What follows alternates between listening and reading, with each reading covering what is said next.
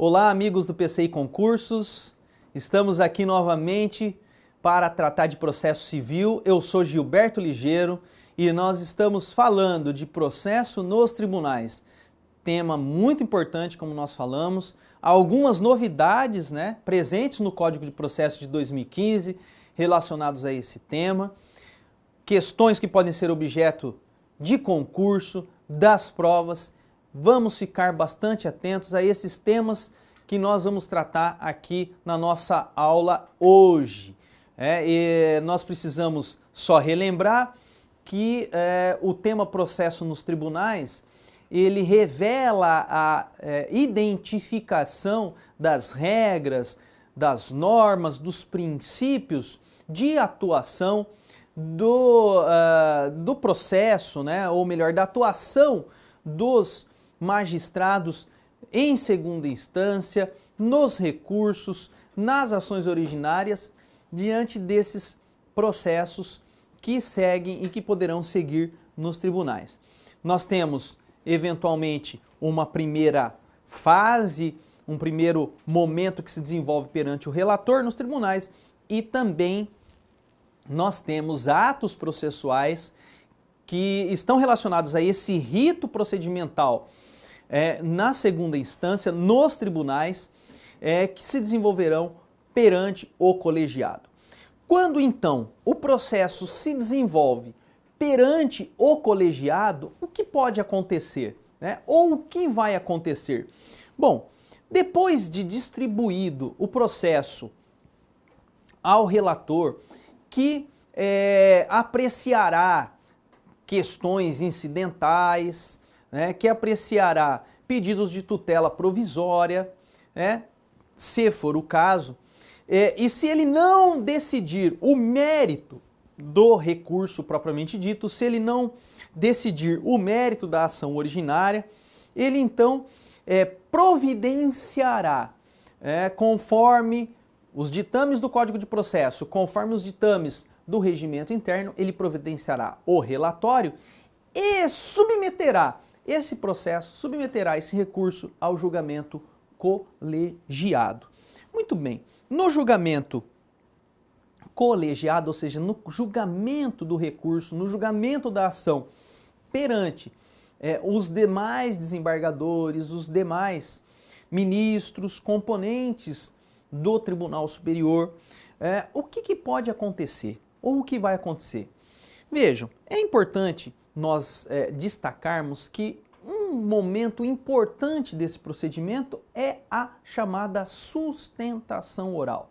É a sustentação oral que é consequência, que é corolário do contraditório, exercido lá no tribunal.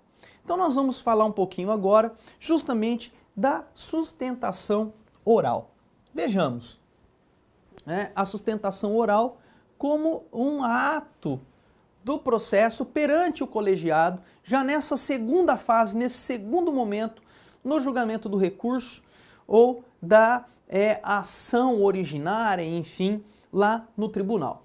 O que é a sustentação oral, afinal de contas, Claro, não tem segredo, mas não custa nada nós definirmos. Nada mais é do que a concessão da palavra para a sustentação das razões recursais pelo prazo de 15 minutos. Sustentação das razões recursais ou das razões diante do mandado de segurança, diante da ação rescisória, enfim. Nós temos aí, então, essa concessão da palavra pelo prazo improrrogável de 15 minutos. Nós vamos encontrar essa previsão da sustentação oral, de modo específico, no artigo 937 do Código de Processo Civil e peço a atenção do caro amigo que nos assiste, do caro amigo que nos ouve, para uma leitura rápida do caput do artigo 937 do Código de Processo Civil, que efetivamente prevê a sustentação oral. Vejamos, na sessão de julgamento, então perante o colegiado, depois da exposição da causa pelo relator, o presidente dará a palavra sucessivamente ao recorrente, ao recorrido e, nos casos de sua intervenção, ao membro do Ministério Público, pelo prazo improrrogável de 15 minutos para cada um, a fim de sustentarem suas razões, nas seguintes hipóteses, nos termos da parte final do caput do artigo 1021.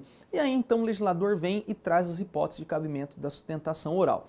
Vejam, então, caros amigos, que o 937, ele revela, ele traz o conteúdo da sustentação oral como um direito, né, da parte, como um direito do recorrente, como um direito do recorrido de exercer o contraditório e exercer a oralidade perante o tribunal. Vejam, é muito importante que a sustentação não seja inovadora. É muito importante nós chamarmos atenção para isso.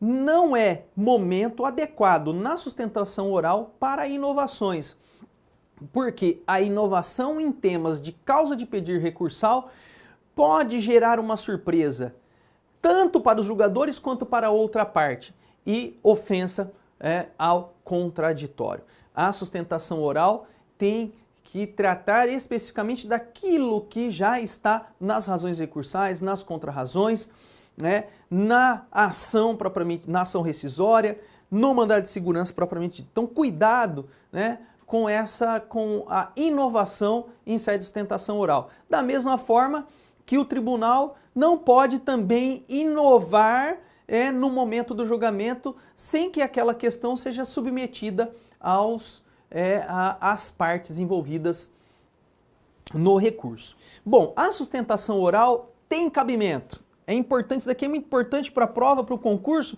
porque é nesse cabimento que o examinador, que o professor pode eventualmente nos pegar. Ou seja, quais são efetivamente as hipóteses nas quais a sustentação oral pode ser utilizada. Então, o legislador ele foi bastante específico nos incisos do artigo 937 do Código de Processo. Então, nós temos sustentação oral em apelação, em recurso ordinário, em recurso especial, em recurso extraordinário, em embargos de divergência, em ação rescisória, em mandado de segurança, nas reclamações e ainda, e aqui é uma inovação bastante interessante, no agravo de instrumento interposto contra decisões interlocutórias que versem sobre tutelas provisórias de urgência ou da evidência.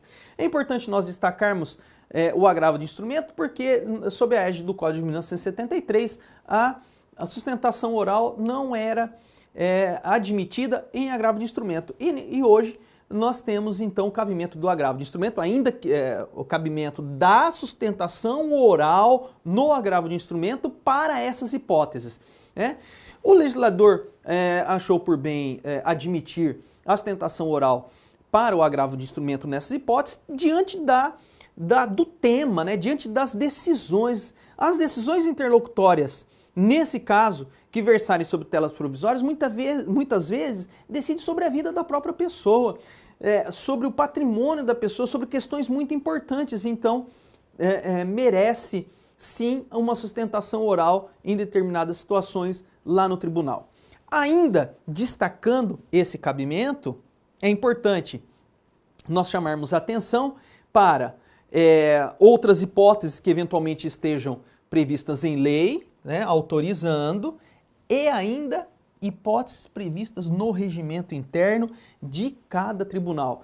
Por isso que nós precisamos chamar atenção mais uma vez, caro amigo, caro concursando, caro estudante.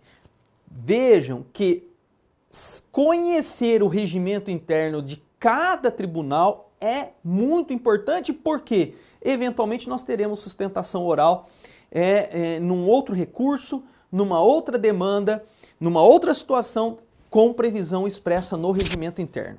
Muito bem. Além disso, também é cabível sustentação oral no agravo interno,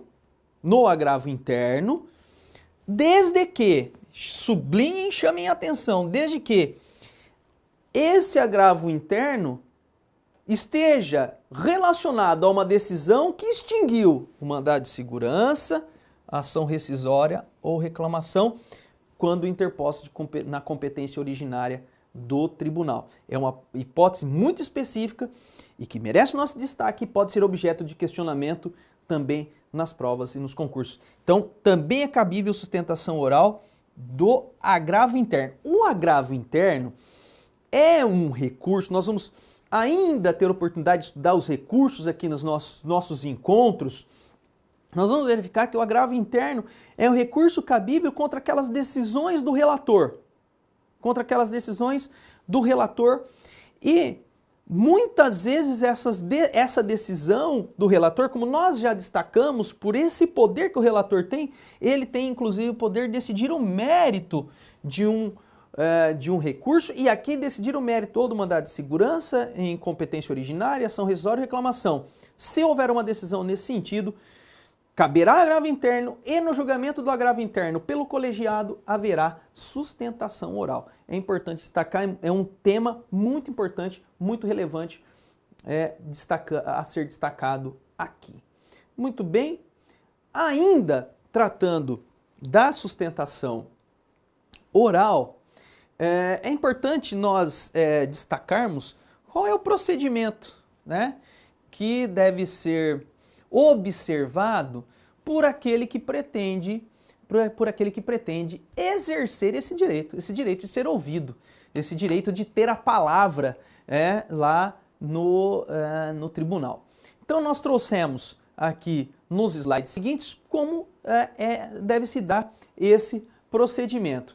Então, acompanhando o artigo 937, no parágrafo 2º, o legislador diz, olha, o procurador que desejar proferir sustentação oral poderá requerer até o início da sessão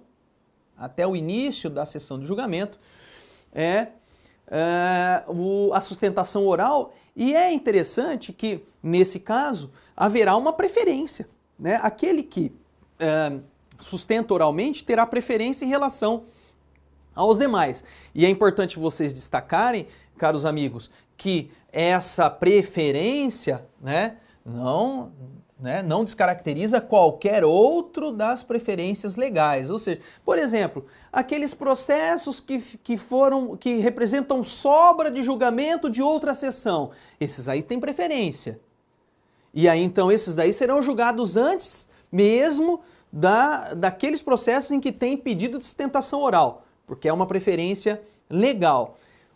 Porém, quando que se pede a sustentação oral? Até o início da sessão, ok? Existem alguns regimentos internos que determinam que o procurador manifeste o desejo de sustentação oral com 24 horas de antecedência, por exemplo, mas isso depende, como nós falamos, de cada tribunal. O legislador aqui fala que até o início da sessão a sustentação oral pode ser requerida. Muito bem. Ainda é importante nós chamarmos atenção para o parágrafo 4º. Eu só deixei aqui o parágrafo 3º, né, só para a gente relembrar do cabimento da sustentação oral no agravo interno, mas nós já falamos agora há pouco. Destaque aqui para o parágrafo 4º do 937. Vejam, é permitido, isso daqui é uma inovação e por isso pode ser objeto de questionamento na prova do concurso, ainda não está em operação, né, porque há necessidade de uma otimização do tribunal, de investimentos para que isso possa efetivamente acontecer, mas vale a pena destacar. É a chamada sustentação oral por videoconferência ou por outro meio de transmissão. Então hoje o Código de Processo Civil, ele materializou a chamada sustentação oral por videoconferência. A videoconferência que é um mecanismo já conhecido, né, do nosso meio, audiências que são realizadas por videoconferência e no caso da sustentação oral, o legislador trouxe aqui para o Código. Vejam que o parágrafo 4º do 937 diz: é permitido ao advogado com domicílio profissional em cidade diversa daquela onde está sediado o tribunal, realizar sustentação oral por videoconferência ou outro recurso tecnológico de transmissão de sons e imagens em tempo real, desde que o requeira até o dia anterior ao da sessão.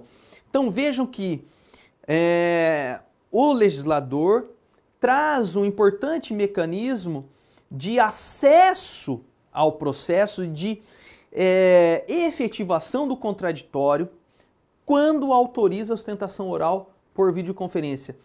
De maneira que até mesmo aquelas pessoas que não têm como se deslocar por força de distância principalmente, considerando que o Brasil é um país muito grande, né? As distâncias são enormes, então a pessoa que está lá na capital, em Manaus, na capital do Amazonas, está lá na capital, precisa fazer uma sustentação oral perante o TRF da primeira região, está em Brasília, ou precisa fazer a sustentação oral no TRF da quarta região, lá em Porto Alegre, né? Para que não se desloque até lá, é possível requerer a sustentação oral por videoconferência.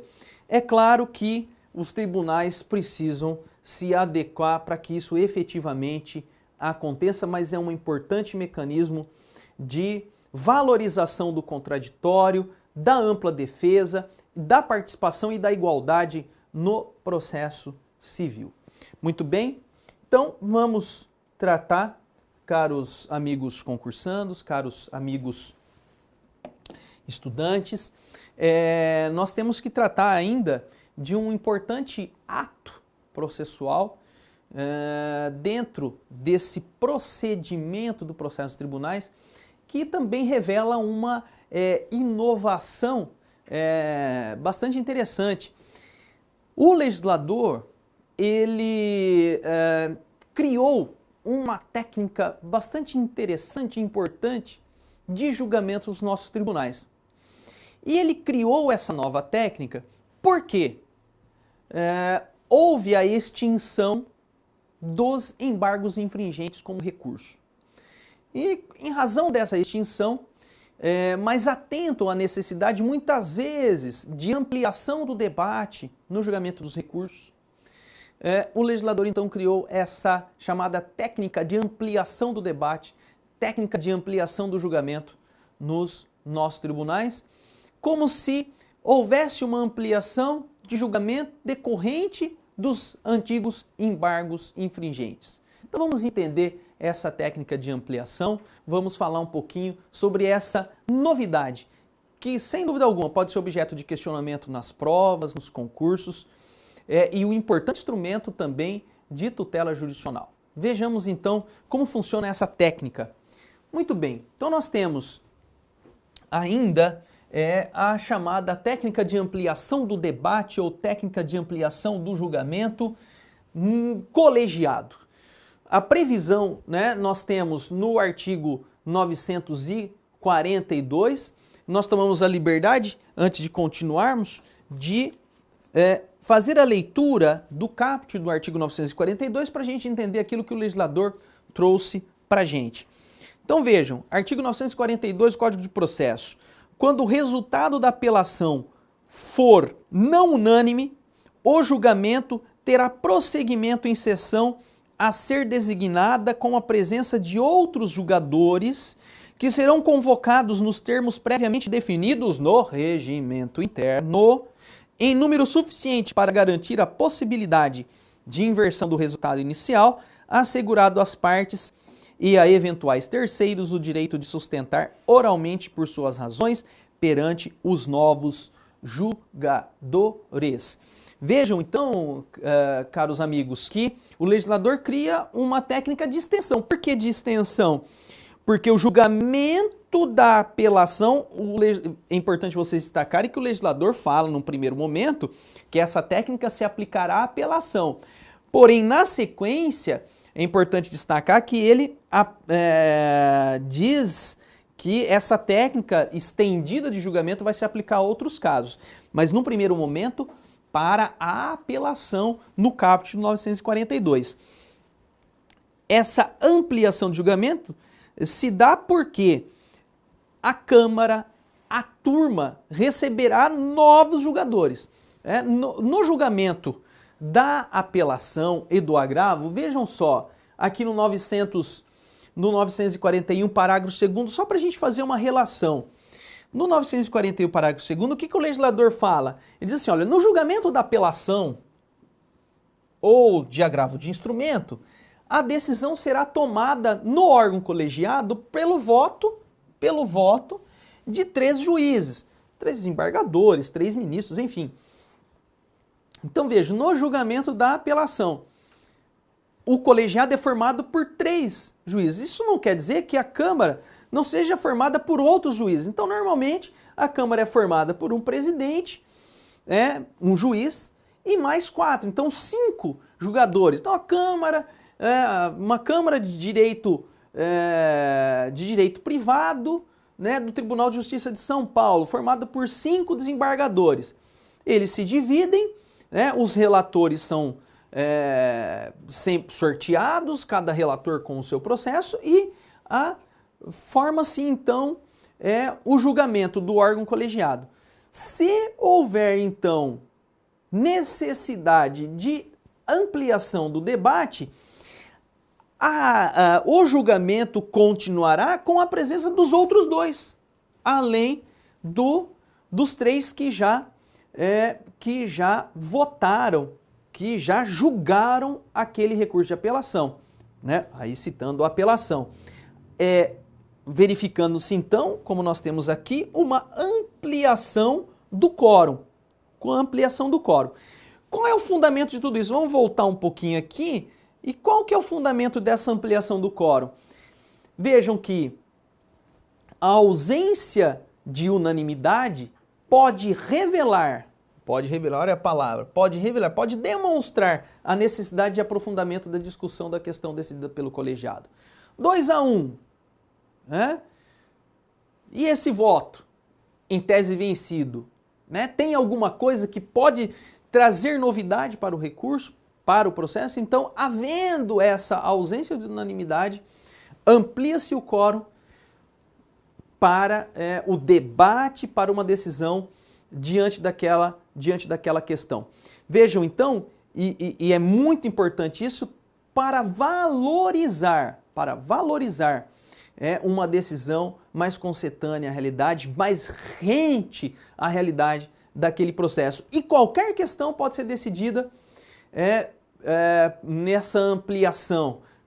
Nós podemos tratar de questões de mérito como questões processuais propriamente ditas. Essa ampliação pode se dar.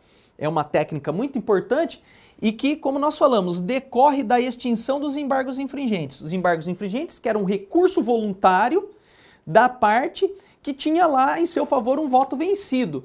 E então, só que o recurso tinha que ser voluntário, tinha que ser apresentado. Hoje não há mais os embargos infringentes, porém, se ocorrer a não unanimidade, nós temos essa ampliação da técnica. É importante nós destacarmos desde já que, uma vez ampliado o julgamento, ampliado o quórum, os juízes que já votaram poderão rever os seus votos. O debate pode ser tão intenso que até o último voto, até a finalização do julgamento, todos os juízes podem, então, rever os seus votos nos termos do parágrafo 2º do 942. É uma técnica muito importante, muito relevante para o aprimoramento da prestação da tutela jurisdicional, ok? Muito bem.